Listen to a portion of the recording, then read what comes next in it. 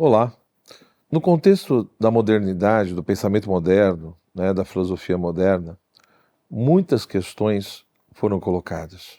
Ou seja, um grande ponto que muitas vezes se refletia ou se questionava ou se problematizava era justamente sobre a questão do conhecimento humano. O que é de fato o conhecimento? Como ocorre o conhecimento? Qual é o fundamento, enfim, do conhecimento humano? E qual é a origem das nossas ideias? Quando nós analisamos conceitos, noções, ideias, uma questão também que era fundamental é a própria questão da causalidade, ou seja, nesse processo todo de discussão do que é o conhecimento e a origem das ideias, também muitas vezes se discutia se a causalidade era uma coisa de fato inscrita na própria realidade ou se é algo simplesmente presente na nossa mente.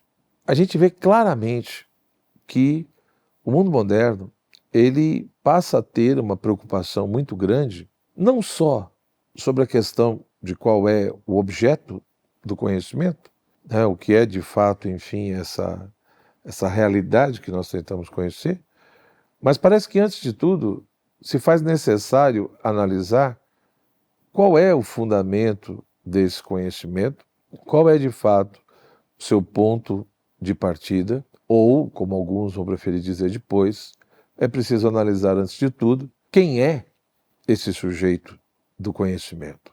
Ora, nessa discussão toda é que vai surgir então duas correntes muito fortes e presentes na filosofia moderna, que vai ser o racionalismo e o empirismo.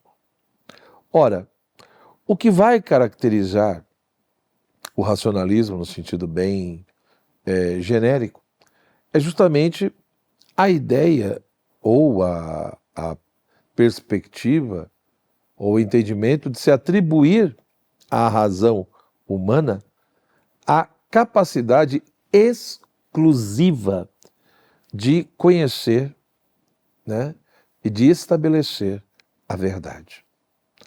A grande característica, de fato, do racionalismo é justamente essa.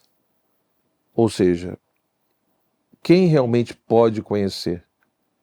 Ora, é por intermédio da razão que o ser humano conhece, e é por intermédio dessa razão que nós vamos ter os critérios para poder distinguir o verdadeiro do falso. Quem estabelece a própria verdade, portanto, é a razão. Portanto, nessa perspectiva racionalista, considera-se a razão como algo extremamente independente da experiência sensível. Por quê? Porque a razão é algo a priori, é algo anterior a qualquer experiência, E portanto, ela é independente da experiência, posto que ela é inata, já que ela é a priori, ela é inata, ela é imutável e ela é igual em todos os homens.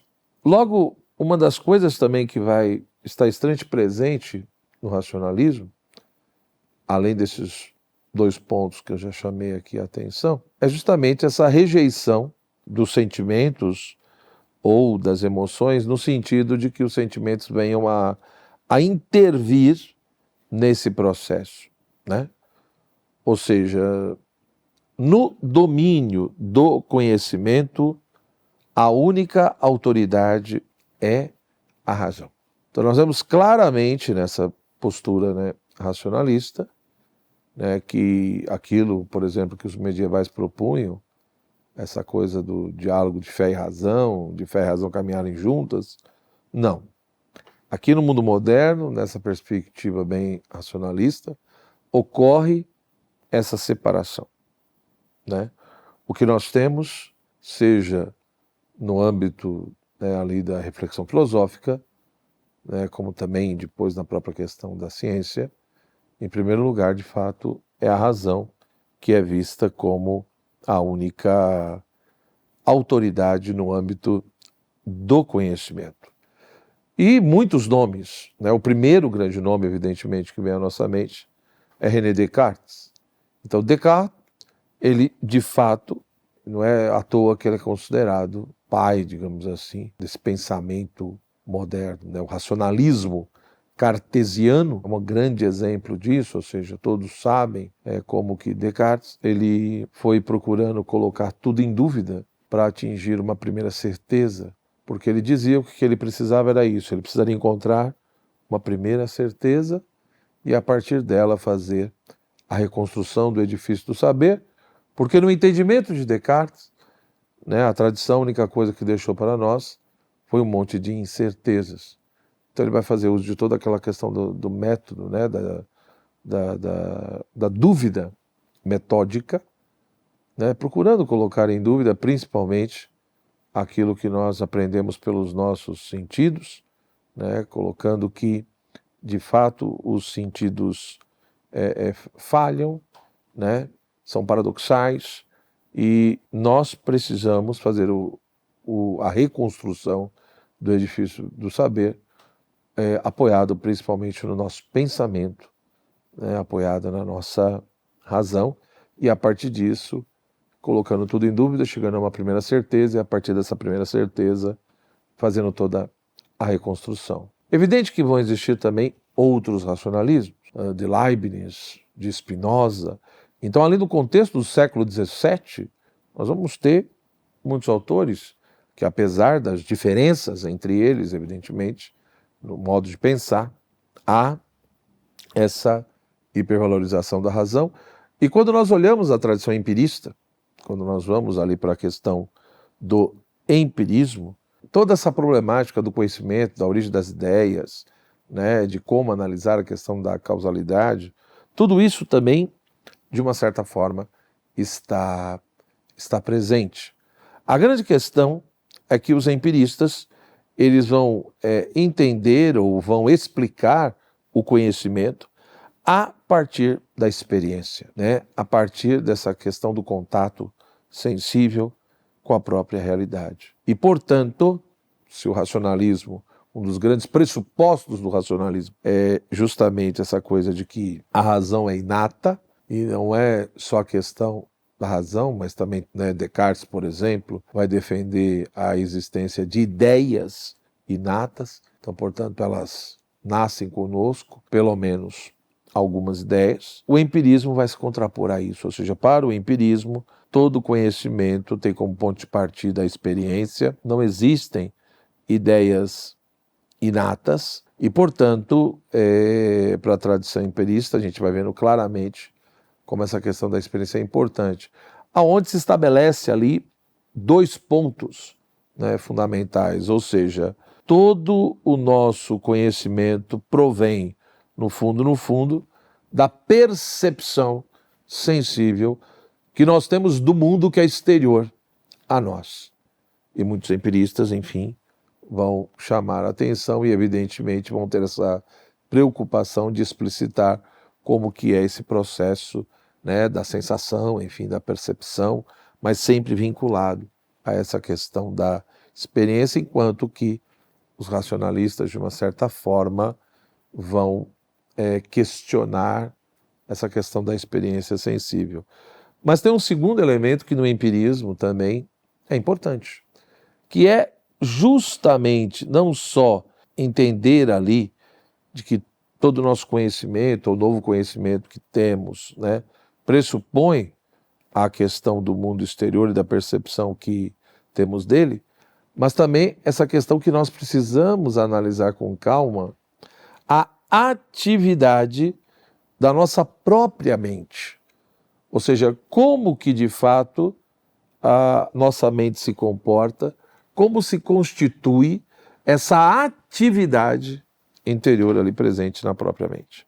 Como que isso realmente ocorre e nesse processo de apreensão da realidade, como que a partir disso vão se formando as nossas ideias.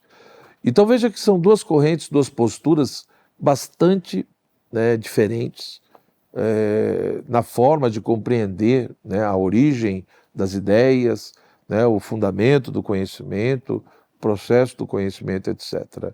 E da mesma forma como na tradição racionalista vai ter grandes nomes, na tradição empirista também, né? Francis Bacon, Thomas Hobbes, John Locke, George Berkeley, né? O próprio David Hume, aí não só empirista, mas também com alguns elementos de ceticismo, etc.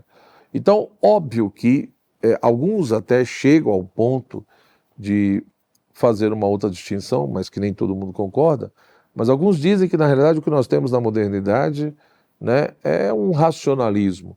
Só que, na realidade, você teria um racionalismo de vertente inatista, intelectualista, como de Descartes e outros, e teria um racionalismo de vertente mais empiristas. Então, para alguns, existiria só o racionalismo, né, seja numa vertente intelectualista, inatista, ou numa vertente empirista. Outros, né, ou a maioria dos livros que os senhores lerem, vão fazer essa distinção mais tradicional, no sentido de que você tem o racionalismo de um lado, o empirismo do outro. Evidentemente que tanto o racionalismo como o empirismo vão enfrentar não só os seus críticos, mas os seus desafios e vão ter sim as suas insuficiências. É por isso que, no fundo, vão surgir depois outras escolas filosóficas e vertentes tentando encarar os problemas ou as questões ou as incongruências e insuficiências deixadas pelo racionalismo e pelo empirismo. Se gostou, deixa a sua curtida, compartilha o vídeo, como eu sempre digo, segue a bibliografia e leia, estude. Ignorância não é uma boa opção. Tchau, tchau.